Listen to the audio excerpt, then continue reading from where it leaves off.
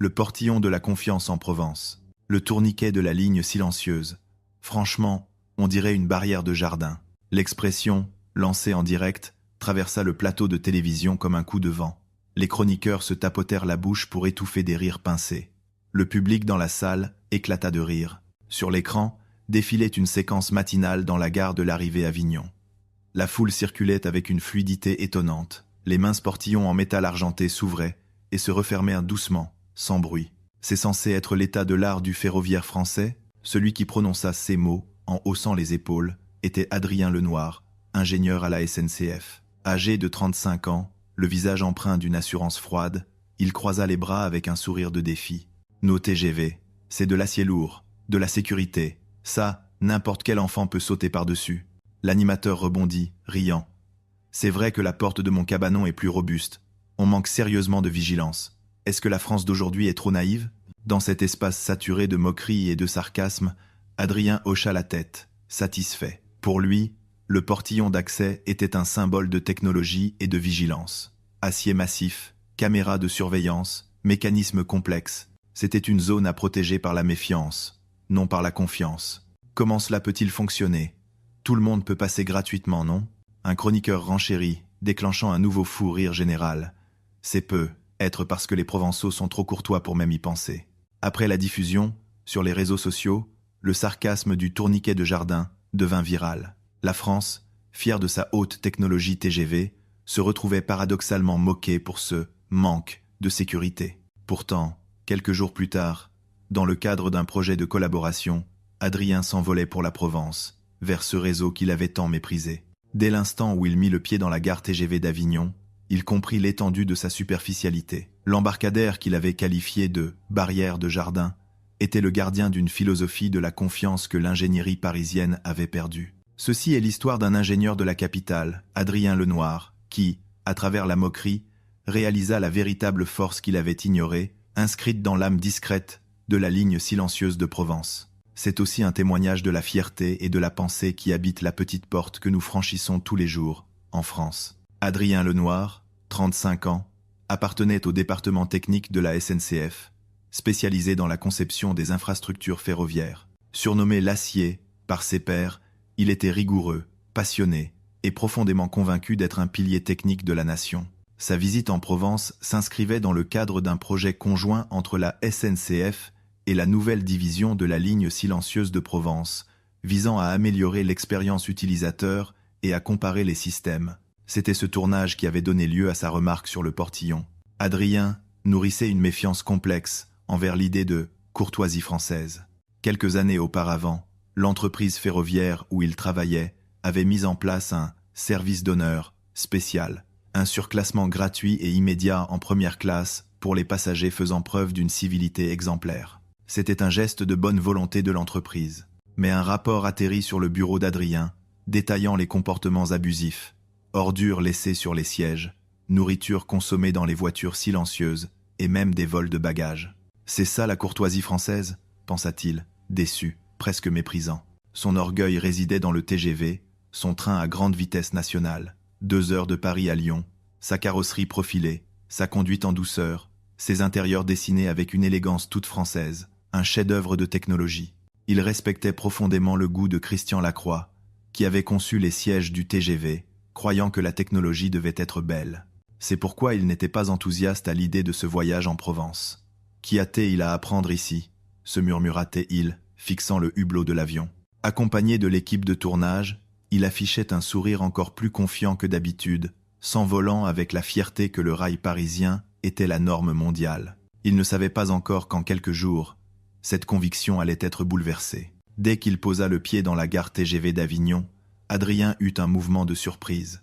Le sol était si propre qu'il brillait, et l'air semblait étonnamment pur. Le personnel, dans le hall d'arrivée, l'accueillait avec des sourires doux et un accent chantant. « Bienvenue en Provence ». L'expression lui réchauffa étrangement le cœur.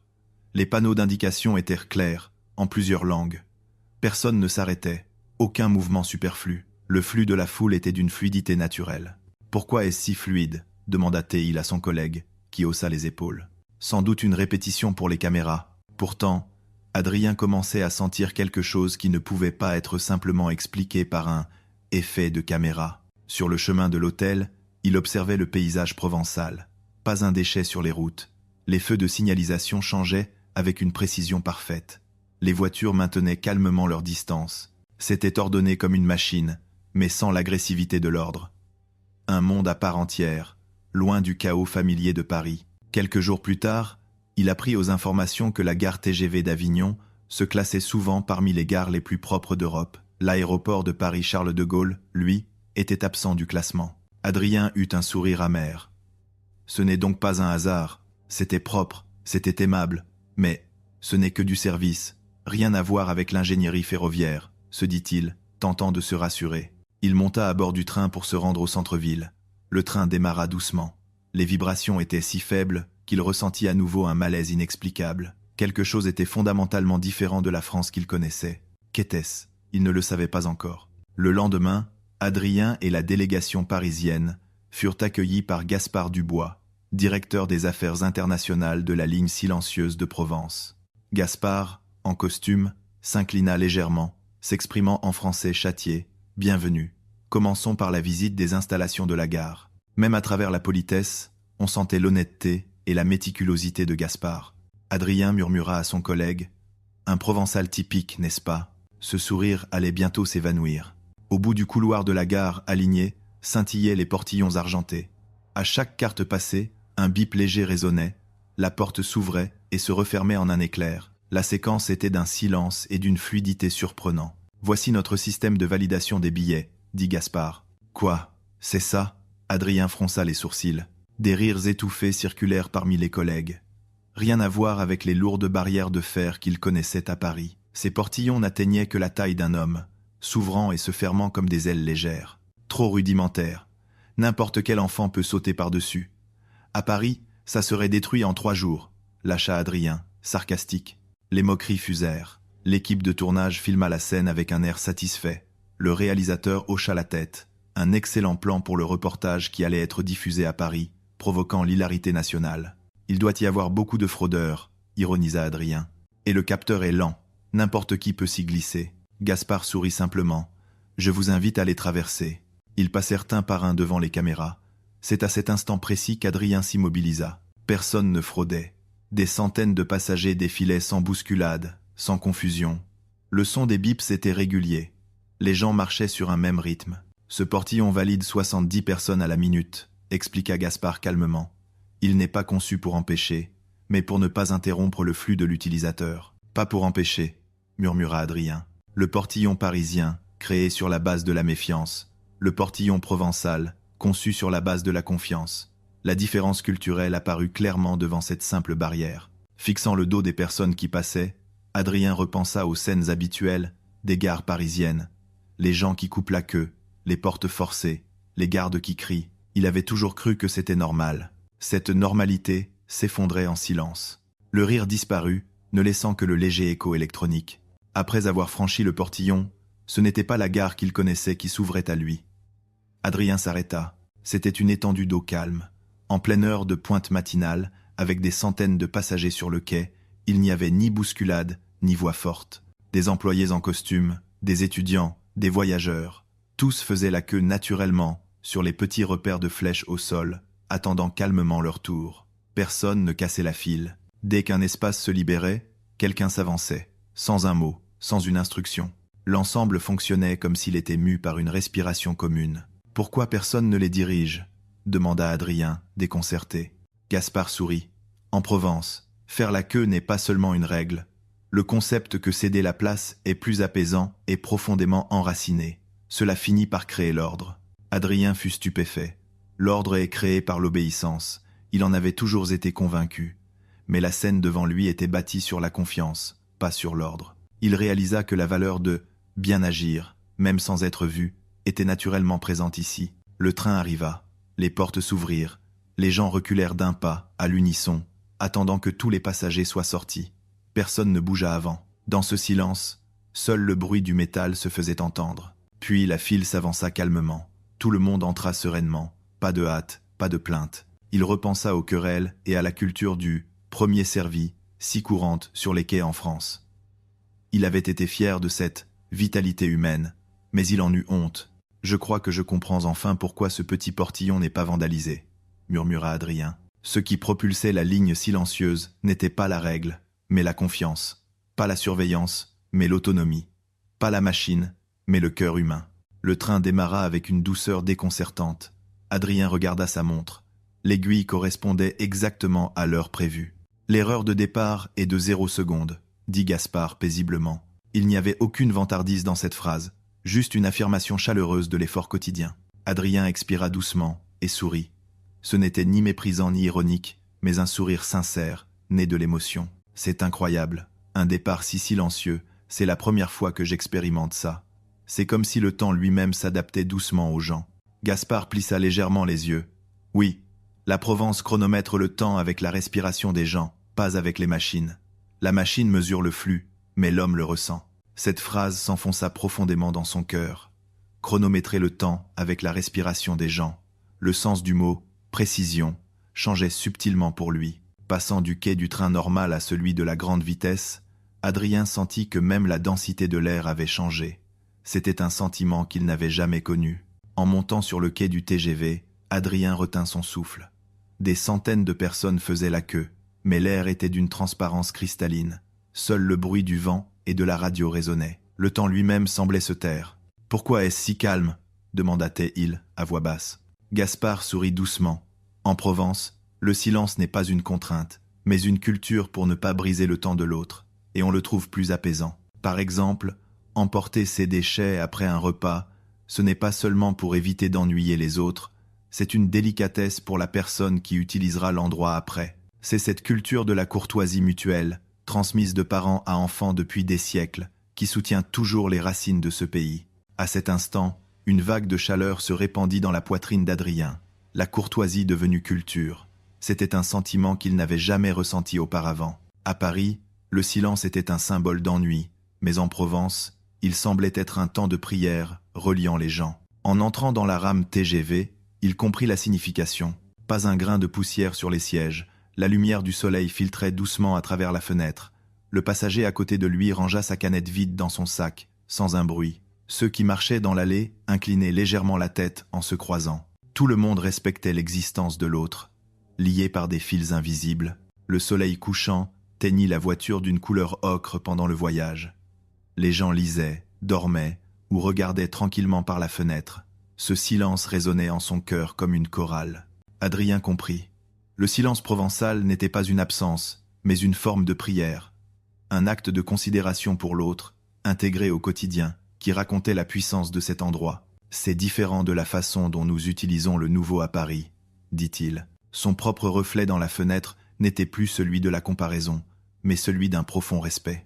L'annonce retentit. Le train circule à l'heure. Adrien demanda avec un sourire. Quelle est la tolérance de ce que vous appelez à l'heure ? Le retard annuel moyen de la ligne silencieuse est de 30 secondes, répondit Gaspard. 30 secondes, sur une année entière, un temps pour respirer. Son cerveau comprenait, mais son cœur ne pouvait suivre. À Paris, un simple feu de signalisation pouvait retarder d'1 heure. Le retard lui-même était devenu une partie du temps. Quand il réalisa cela, il sentit une chaleur monter du fond de sa poitrine. Lors de la visite du centre de formation, des conducteurs s'entraînaient avec des expressions graves. Même une erreur de 5 secondes, le corps le sent, dit un jeune conducteur. Adrien soupira d'admiration. À Paris, si on dit qu'il y a un retard de 5 secondes, on ferait la grève, dit-il, son rire tremblant comme s'il retenait ses larmes. Au milieu de la précision à la seconde, il y avait bien le cœur humain. Le dernier jour, Adrien et son équipe visitèrent le centre de gestion des opérations de la ligne. Un mur entier d'écrans géants affichait le mouvement des trains, palpitant comme un cœur. Le personnel échangeait des instructions calmement par oreillette. Personne ne parlait fort, personne ne montrait d'agitation. Ici, un retard d'1 minute est considéré comme un incident, précisa Gaspard. Il expliqua également le système de réponse en cas de séisme ou de vent fort. Lorsque le capteur détectait une vibration minime, l'IA analysait les données et choisissait un itinéraire sûr plus rapidement que l'homme. Mais la décision finale revenait toujours à l'être humain. La machine n'existait pas pour dépasser l'homme, mais pour le protéger. C'est d'une perfection absolue, murmura Adrien. Il n'avait jamais vu un endroit où la technologie et la relation humaine étaient aussi parfaitement orchestrées. Au fond des données froides, il y avait la chaleur humaine, Cette perfection bienveillante le bouleversa. Ce qui l'émut le plus fut la présentation du modèle du TGV de nouvelle génération. Le modèle, immense, apparut en silence. La vitesse cible sera plus rapide. Mais le plus étonnant, c'est son silence, expliqua le présentateur. Une vidéo montra le train glissant sans effort. Aucun bruit de frottement métallique, juste le sifflement de l'air coupé. C'est comme si le futur s'approchait sans faire de bruit, dit Adrien, moins comme une louange que comme une prière. Gaspard répondit doucement. La ligne silencieuse n'existe pas pour courir la course, mais pour amener les gens à destination de manière sûre et silencieuse. À cet instant, quelque chose fondit dans le cœur d'Adrien. À Paris, la vitesse était la fierté. En Provence, le silence était la preuve de la confiance. Pas ostentatoire, mais parfait, se dit-il. La France, une île silencieuse qui court vers l'avenir. Il ferma les yeux, convaincu. La veille de son retour, dans le hall de l'hôtel, Adrien reçut un courriel. L'expéditeur était le service d'enquête interne de la SNCF. Objet, vérité sur l'incident de courtoisie en première classe. En l'ouvrant, il fut saisi. Les passagers qui avaient causé des problèmes n'étaient pas des citoyens français. L'enquête révélait qu'il s'agissait de voyageurs d'autres pays, utilisant de faux passeports pour abuser du système. Une douleur traversa son cœur. Les images des Provençaux faisant la queue en silence, attendant patiemment, revinrent à son esprit. Pas de querelle, pas de tricherie. La réalité qu'il avait refusé de croire se matérialisait enfin. « J'avais tort », lâcha-t-il, faiblement. Ce n'était pas l'échec de son ignorance, mais le regret d'avoir refusé de voir. Ce n'était pas une défaite, mais le début d'un apprentissage. Dans l'avion du retour, il ouvrit son carnet. Silence, confiance, design centré sur l'humain. Les mots appris en Provence remplissaient la page. « Appliquons ça au rail parisien », se dit-il, le cœur brûlant d'une nouvelle ferveur. De retour, Adrien proposa, lors d'une réunion technique, de créer un système basé sur la confiance, pas sur le contrôle. L'ère où nous construisons des gares et des portillons sur la base de la méfiance est révolue. Au début, ses collègues se moquèrent. Mais il ne lâcha rien. Quelques mois plus tard, dans une nouvelle gare de banlieue près de Versailles, fut adopté le design de flux basé sur la confiance d'Adrien. Moins de caméras, des couloirs plus larges, une structure incitant à la courtoisie naturelle. Le résultat fut une diminution des incidents et une amélioration de l'efficacité opérationnelle. La gare devint paisible. « On peut venir avec les enfants l'esprit tranquille », disaient les usagers. Chaque fois qu'il entendait ces voix, la poitrine d'Adrien se réchauffait. Même un garde de sécurité le reconnut. C'est étrange. Moins de caméras, mais les gens sont devenus plus courtois. Debout sur le quai achevé, face au vent, il sourit. Le silence naît de la confiance. Le matin qu'il avait vu en Provence résonnait toujours dans son cœur. Quelques semaines plus tard, la télévision publique française diffusa le documentaire spécial « La France intérieure, le pays mu par le silence ».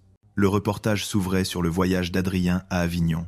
La file d'attente presque silencieuse sur le quai, les gens ordonnés, la scène du portillon franchie dans une respiration commune. Le public du studio devint silencieux. « Dans ce petit tourniquet, disait la voix off, réside une confiance que le monde a oubliée. » À la fin de l'émission, les invités applaudirent, non par acclamation, mais par un respectueux silence. Un chroniqueur qui avait moqué Adrien au début prit le micro. « C'est ironique. Nous avons ri, disant que c'était une barrière de jardin. Mais la folie, c'était nous. Ce n'était pas un petit tourniquet. C'était l'entrée de la confiance française. » La salle retomba dans le silence. Puis quelqu'un murmura « La force de la France est dans le silence. » L'émission fut relayée dans le monde entier. Les commentaires affluaient sur les réseaux sociaux. La culture de la courtoisie crée le meilleur chemin de fer du monde. La confiance est une sécurité plus forte que n'importe quel capteur. Ils ne sont pas conduits par la règle, mais par le cœur. Le silence de cet endroit m'a fait pleurer. En bas de la section des commentaires, il y avait une photo de la gare de la Confiance conçue par Adrien. Le soleil brillait sur le quai. Les gens marchaient avec fierté et douceur. La voix off finale conclut doucement. Le portillon provençal n'est pas qu'un portillon. Ce que le monde a vu, c'est le plan d'une nouvelle âme française, nommée Confiance. L'écran s'assombrit lentement, et ces mots blancs apparurent. Le silence n'est pas vide, c'est la confiance. Si cette histoire vous a ému, abonnez-vous et aimez la page. Votre silence sera la force motrice de la prochaine émotion. Merci de votre écoute. À la prochaine vidéo.